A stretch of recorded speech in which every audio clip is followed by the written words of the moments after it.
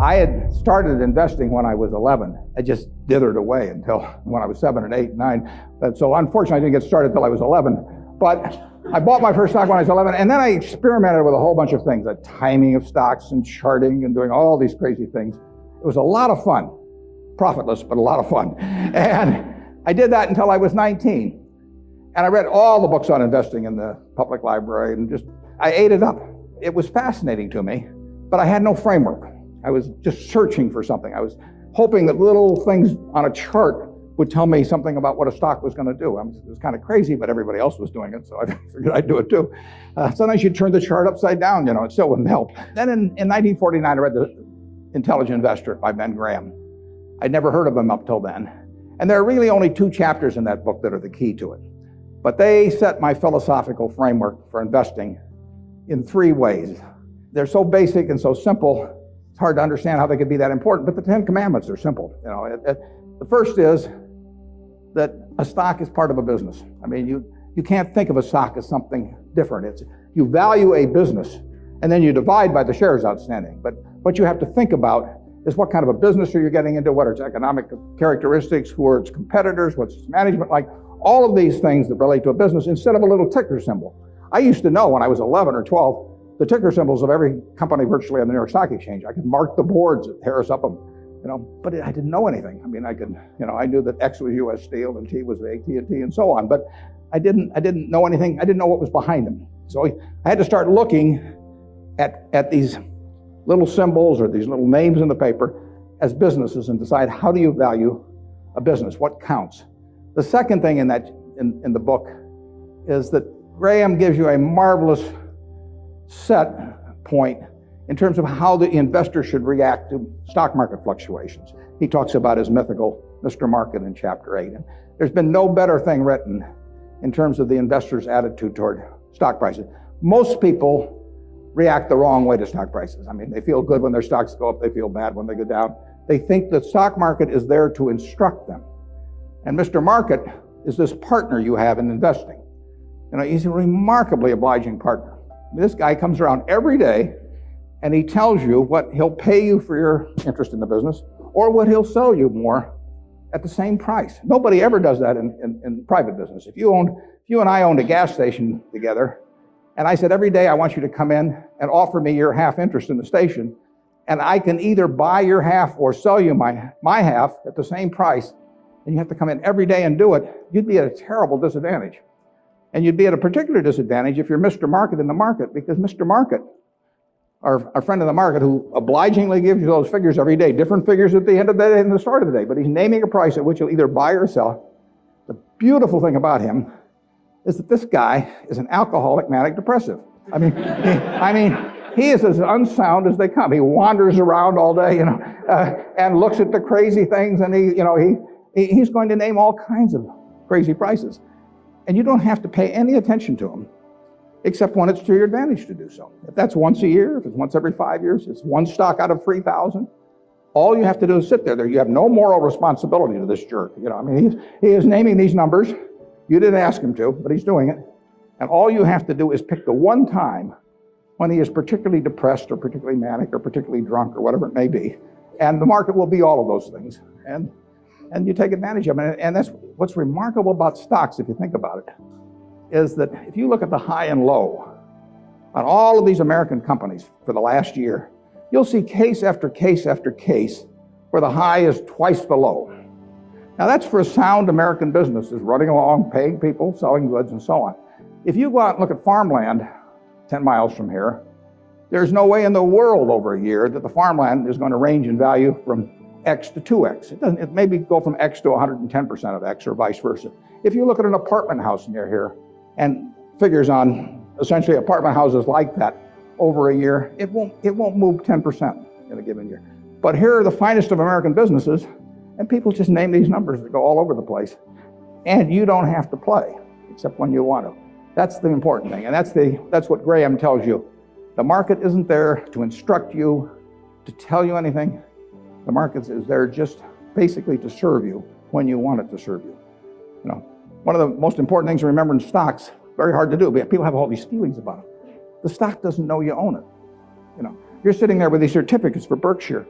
the company doesn't even know you own it, and the stock doesn't. It's trading now, and they don't know you own it. So it has no feelings about you. I mean, you've got all these feelings about it, but it's just part of a business.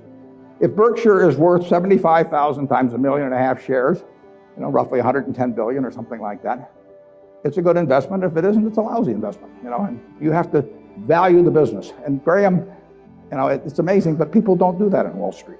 You hear price targets or that kind of thing, but you'd see no one write a paper that says, here is the nature of this business over the next 20 years. What should that business sell for? Forget about what it's selling for. In fact, one of the things I always like to do when I'm looking at investments is I like to look at them without knowing the price. Because if you see the price, it automatically has some influence on you. If you just sit down with the reports, if I get an idea about looking up a company and I get the 10Ks and so on, I would rather not know the price because I'd rather value it without knowing the price. When I used to handicap horses when I was a kid, one of the things I would do is I'd get the racing form ahead of time. And if there were 9 horses in a race, we'll say, obviously the probabilities of each one winning the race had to add up to 100%. I mean, one horse was going to win the race absent a dead heat or all of them dropping dead on the backstretch. So if you went through the racing form and I would look at the 3rd race at Hialeah, I would try to figure out the percentage chance of each horse winning the race, and that had to add to 100%. Then I would compare those percentages to the odds. But first of all, I wouldn't look at the odds first. I would look at the past performance and all of that thing first. Stock market's the same way. Third thing in Graham's book is the margin of safety. If you come up to a bridge and it says capacity 10,000 pounds and you're driving a 9,800 pound truck, you drive down further and find another bridge. I mean, nobody knows exactly what that capacity is, and sign may have been put up 3 years ago. So you always leave a margin of safety. You don't try to cut things that close. You wait till something kind of shouts at you in the stock market. And with those 3 principles, you can build all kinds of structures on that. But that's the foundation. And if you've got that in mind, and that's in the Intelligent Investor, I've never found anything that remotely compares with it. All 3 of the ones you can't get rid of one leg of the 3-legged stool and still have a good investment philosophy. But I would say that the most important thing over a long period and working with big money is to understand the business.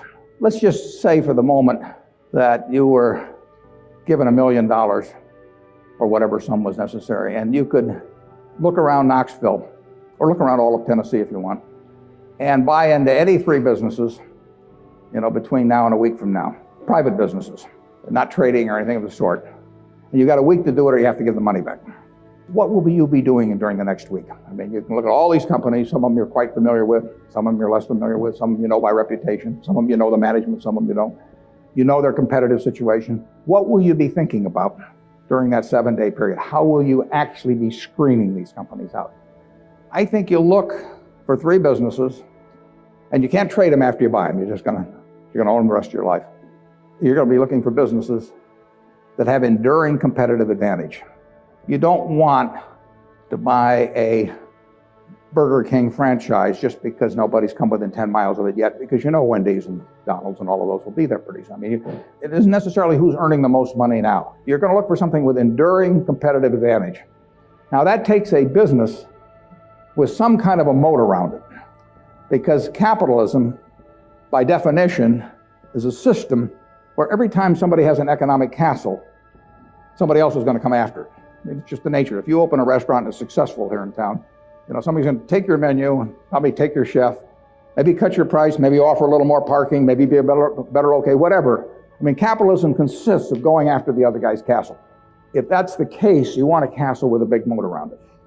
There's a lot of ways you can have a moat around something. You could have it by patent protection. You could have it by location in certain areas. I mean, if you have something in people's mind, like Coca-Cola, 6 billion people in the world, practically all of them have something in their mind about Coca-Cola, largely favorable. They don't have anything in their mind about RC Cola. And if RC Cola spent $1 billion advertising, they wouldn't have anything in their mind about RC Cola. But they've got something in their mind about Coke, and generally it's favorable. That's why Coke wants to be where people are happy, because they want to be at the theater. They want to be at Disney World. They want to be at the World Series. They want always have you drinking that drink of Coca-Cola while at the same time experiencing happiness. And if they do that, they're going to sell a lot of Coca-Cola. And it won't make any difference if somebody is a half a cent less on some serving than Coke. So that's an enduring competitive advantage. And you want it run by honest and able people. You don't want to go in with a crook, and you don't want to go in with a dope. Now, the best businesses to buy are the ones where you could have a dope in there. I mean, Peter Lynch says, buy a business that's so good that an idiot can run it, because sooner or later one will. And there's some merit to that. In fact, I got a question the other day from a student group, and they said, what's going to happen to Berkshire when you go gaga? And I said, well, Berkshire's so good that I can go gaga. In fact, I may even be. Those are the kind of businesses to own. So you want a management that's able and honest, and then you want a price that's sensible. And that's what you'd look for. You'd go around Tennessee, got a week to do it, and you'd immediately screen out a whole bunch of things. You just know that they weren't a fertile area. That's an important thing to be able to do, to know, just get rid of all kinds of things. There was a great article in the New Yorker 30 years ago when Bobby Fischer was playing Spassky in a famous chess match which drew attention around the world. And they examined how the mind could, with billions and billions and billions of possibilities, how it could group things so as to immediately cast it down to where you had like 4 options. And of course, when the humans play something like deep thought, or whatever the latest version is of the computer on that computer is making maybe 700,000 or 1 million calculations a second. And the human mind is competing against that, but the computer is checking every possibility. And the human mind somehow has this ability to cast out 99.999% of those things that the computer has to go through in order to focus on the 3 or 4 possibilities that really make sense. And investing's a lot like that. It's not that tough because there aren't that many companies, but you want to cast out all kinds of things. If somebody told me that my life depended on picking among the Dow Jones stocks a group of 10 that would be the best performers or outperform the index as a whole, I would spend my time thinking of the worst companies in there. I would cast out things, and then I would figure I left those behind, and that's an easier way to approach the problem, actually, than trying to pick the 10 best. If you were thinking about the state of Tennessee, there's a whole lot of things you wouldn't examine. You just figure they're too tough. You might decide, car dealerships were too tough. It's always going to be competitive. Who knows whether Ford or General Motors are going to be selling more cars 5 years from now, or whether there's going to be tariffs on foreign cars, or who knows. So you just say, I'll give up on car dealers. I'll think about something else. And that approach that you use there is the same approach you really want to bring to the stock market. You've got 3,000 companies tonight you can look at on the New York Stock Exchange. There's a valuation on every one of them. It'll change tomorrow. You don't have to play. Once a year, if you have 5 good ideas in your lifetime, you get very rich. I tell students sometimes they'd be better off if they had a punch card when they got out of school with only 20 punches on it. Because then, instead of listening to somebody at a cocktail party and then going out the next morning and buying some shares, they'd really think about every punch. That's all the punches you get. 20 punches is plenty. You just have to make sure that you don't do any of them for frivolous reasons. We never want to buy anything small at Berkshire. It just doesn't make any difference. We want to think about things that can move the needle. And that gets tougher as the capital gets greater. But that's the way to focus on investments.